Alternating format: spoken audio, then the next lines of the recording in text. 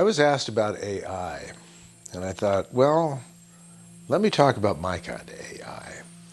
I understand there's artificial intelligence, there's even alien intelligence, but I was interested in what I found was ancestral intelligence, meaning that many of the qualities of artificial intelligence, although quite dazzling and capable of calculations beyond our wildest imaginings, and if you're plotting weather and models like that, it's very good, it's very essential.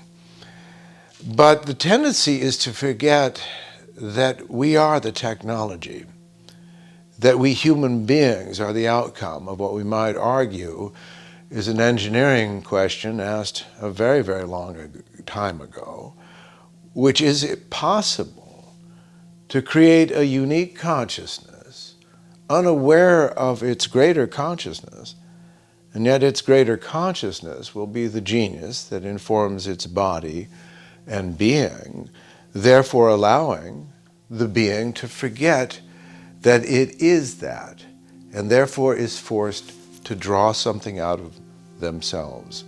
And this became this question of our DNA, the question of why do we have patterns within us that really reflect that we have been gathering information in every incarnation, across every age and every life experience, and adding to a type of biomatrix, a computer that essentially, a living computer, not something dead, but actually an entity that if we begin to sense that maybe by back engineering, meaning the questions of how do we create a bioorganic being, again, that is capable of self-determination, self-regulation, uniquely responsible, and therefore able to cultivate what we would consider a unique ego or a unique life experience. And the question was, like in the library, could each life experience, or in the DNA, be added like a book in that greater chain? And that finally we would have ancestral intelligence being like our spinal cord, the very thing that we are woven of. And that it would teach us, and this is what my work as a cave painter has taught me, is that the questions we ask and the materials we use to ask those questions with is very essential in terms of what language our deeper knowing actually can commune with us with. Like I realized working with a picture language, a hieroglyph, was the language that all ancestors speak.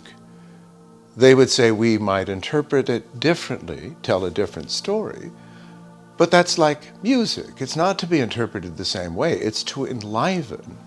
It's to actually lift the energies so that we are transported not elsewhere, but transported within our own being to have a deeper remembrance, like a tree, that we are the outcome of all of this.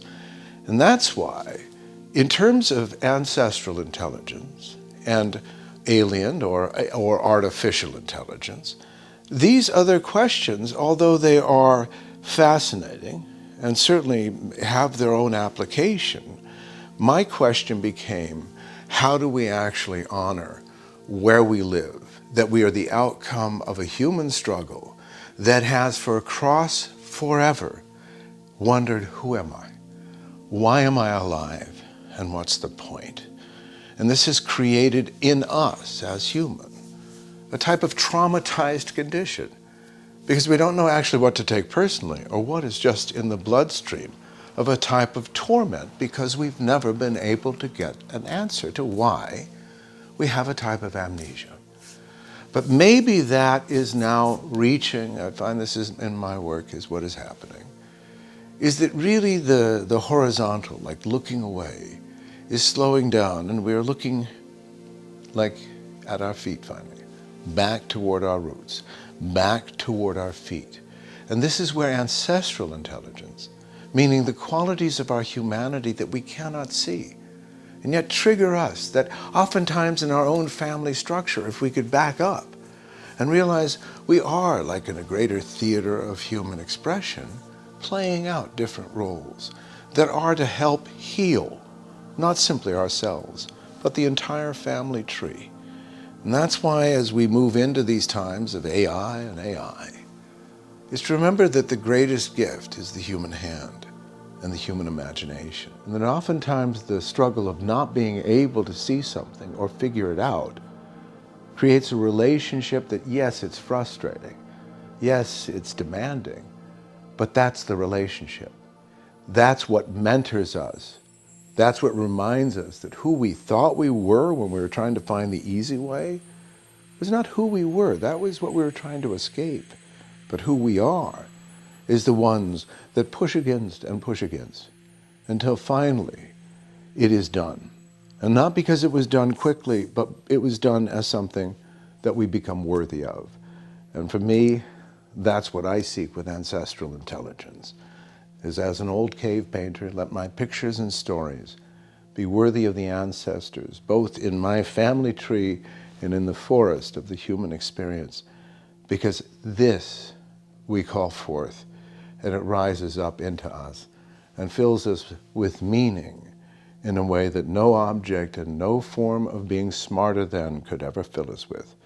It fills us with a sense that maybe to be human is a thing of wonder, and maybe the art of being human is a thing of pain and difficulty.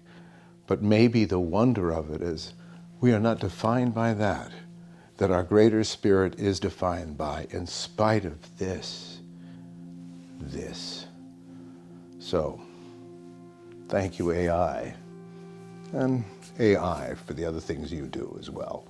So.